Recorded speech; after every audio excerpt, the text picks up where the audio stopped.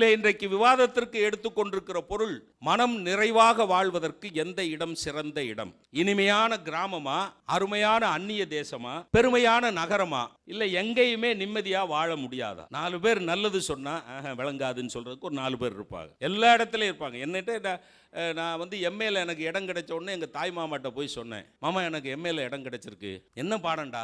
ஆங்கில இலக்கியம் படிக்க போறேன். இங்கிலீஷா? நீயா இங்கிலீஷா? கருப்பா இருக்கவனுக்குலாம் எப்படி இங்கிலீஷ் வரும்னார். அவருக்கு எவனோ சொல்லியிருக்கான், ஜவப்பா இருக்கிற வெள்ளைக்காரனுக்கு மட்டும்தான் இங்கிலீஷ் வரும்னு. அதுக்காகவே படிச்சு எம்ஏ பட்டத்தை வாங்கி ஒரு கல்லூரியில் 34 வருஷம் ஆங்கிலத்துறையினுடைய தலைவராக இருந்து வெற்றி பெற்றிருக்கிறேன். 34 வருஷம். உரிமை குரல் பேச்சரங்க நிகழ்ச்சியினுடைய தனித்த வெற்றிக்கு மிகப்பெரிய காரணம் என்ன தெரியுமா? இது வெறும் சிரிப்புக்காக, வெற்றி சிரிப்புக்காக நிகழ்கின்ற நிகழ்ச்சி அல்ல, இது சிரிப்போடு கலந்த சிந்தனையை தூண்டுகிற நிகழ்ச்சி என்பதுதான். சிந்தனைக்காக ஒரே ஒரு விஷயத்தை சொல்றேன், மனம் நிறைவா வாழணும் அப்படிங்கிறதா எல்லாருடைய நோக்கமும். மனுஷன் உடம்பாலையும் வாழ்றான், மனசாலையும் வாழ்றான். கண்ணதாசன் சொன்னார், வந்த துன்பம் எது என்றாலும் வாடி நின்றால் ஓடுவதில்லை. அப்படின்னா வாழ்க்கை என்றால் துன்பம் வரும். வாழ்க்கையில் ஒவ்வொரு மனிதனும் சந்திக்கக்கூடிய துன்பத்தை நீக்கக்கூடிய இடம் எது? கிராமமா, நகரமா, அந்நிய தேசமா? எல்லாருமே ஒரு விஷயத்தை ஒத்துக்கொள்கிறோம், வாழ்க்கையில் துன்பம் வரும். அதுல 2 கருத்து கிடையாது.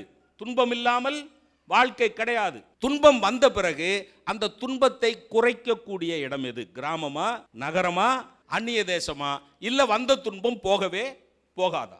இதான் இன்னைக்கு விவாத பொருள். இந்த உடம்புக்கு தான் நாம எல்லாரும் சௌகரியம் பண்ணிக்கிட்டு இருக்கோம். யாராவது மனசை சௌக்கியமா வச்சுக்கணும், மனசை சௌகரியமா வச்சுக்கணும்னு யோசிச்சிருக்கோமா? உடம்பு சௌகரியமாக இருக்கிறதுக்கு எந்த இடம்னு கேட்கல, மனம் நிறைவாக வாழ்வதற்கு. ஏன் தெரியுமா?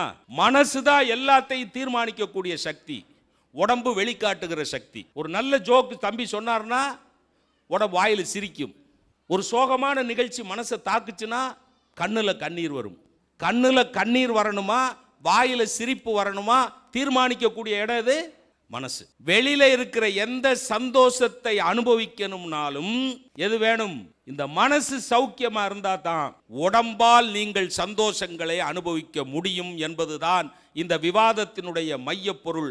அதனாலே தான் மனம் நிறைவாக வாழ்வதற்கு உகந்த இடம் எது, சிறந்த இடம் எது, இனிமையான கிராமமா, அருமையான அந்நிய தேசமா, பெருமையான நகரமா, இல்லை எங்கேயுமே நிறைவாக போராட்டம் இல்லாமல் வாழ முடியாதா, எங்கேயுமே போராட்டம் தானா என்பதுதான் இந்த விவாத பொருள். இப்பொழுது இந்த விவாதம் தொடங்குகிறது. பால் ஊற்றி நெய் ஊற்றி நிலா காட்டி அமுது ஊட்டாமல் தமிழ் ஊற்றி வளர்த்த என் அன்னைக்கும் தமிழ் அன்னைக்கும் அவையோருக்கும் அவை காண வந்தோர் அனைவருக்கும் என் வணக்கம் ஏற்பீர். முதலில் உரிமை குரல் எனும் சிந்தனை சுயம்வரத்திற்கு மரபுகள் மீறாத, பண்பாடுகள் மாறாத நான் எனது கிராமத்து பெண்ணையும் பெருமையோடு இங்கே அழைத்து வந்திருக்கின்றேன்.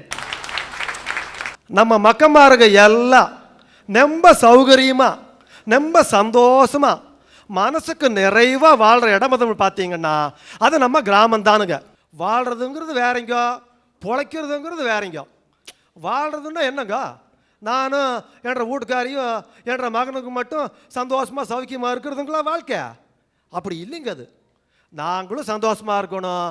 நம்ம சுற்றி இருக்கிற உறவுக்காரங்க, சிநேகிதங்க, உரம்பரைங்க பாருங்க, அண்ணன் தம்பி மாதிரி நம்ம எல்லாம் வந்திருக்காங்க பார்த்தீங்களா? அவங்கள எல்லாரையும் சந்தோஷப்படுத்தி வாழ்றது தானுங்க வாழ்க்கை. நம்ம கிராமத்தில் பாருங்க எத்தனை உறவு முறை இருக்குங்க. நகரத்தில் அம்மா அப்பாலாம் இல்லையா? இல்லைங்க, நகரத்தில் பெத்தெடுத்த அம்மாவை தான் மம்மியாக்கி போட்டாங்களே, அது என்னங்க உறவு? அது